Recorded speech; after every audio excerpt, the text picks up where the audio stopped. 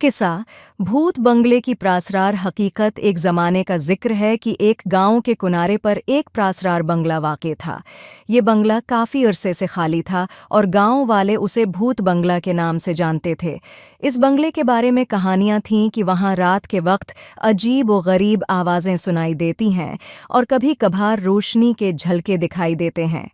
कहा जाता है कि इस बंगले में एक बादशाह रहता था जिसका नाम राजा इशरफ था। राजा इशरफ एक दिन अचानक गायब हो गया और उसके बाद से उसका बंगला खाली हो गया।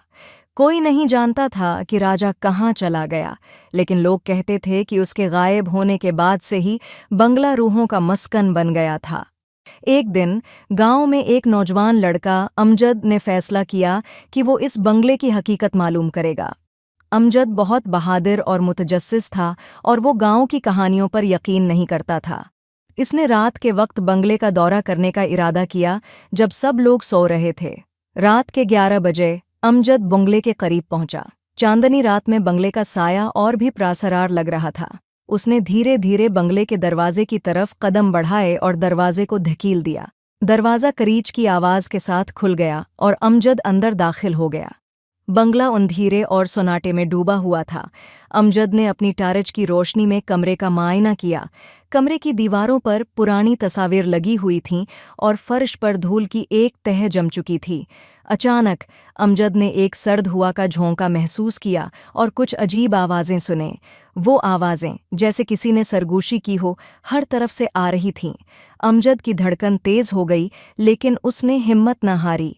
वो उन आवाज़ों की तरफ बढ़ा और जैसे ही उसने एक कमरे के अंदर कदम रखा, उसने देखा कि वहाँ एक पुरानी चमकदार कमरा मौजूद है जिसकी दीवारों पर अजीब और गरीब अलामात बनी हुई थीं।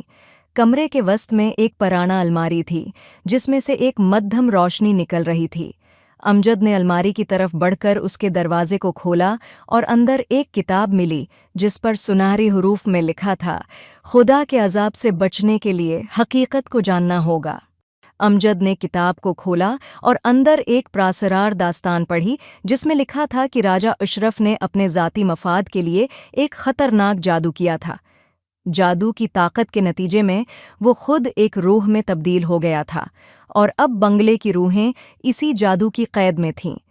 अमजद ने महसूस किया कि ये किताब उसके सामने एक इम्तिहान थी।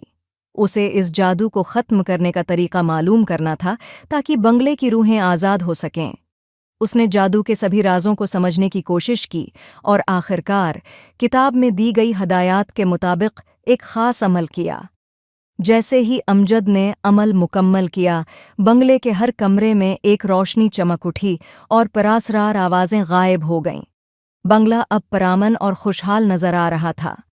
अमजद ने उसका शुक्रिया अदा किया और बंगले से बाहर निकल गया। गांव के लोगों ने जब अमजद की कहानी सुनी तो उन्होंने उसे हीरो माना और भूत बंगले का खौफ खत्म हो गया। अब बंगला एक तारीखी जगह बन गई जहां लोग जादू की प्रासरार दुनिया की हकीकत जानने के लिए आते हैं, और इस तरह भूत बंगले की प्रासरार हकीकत ने एक नौजवान की बहादुरी और जस्तजू के जरिए रोशन हो गई और गांव में अमन कायम हो गया।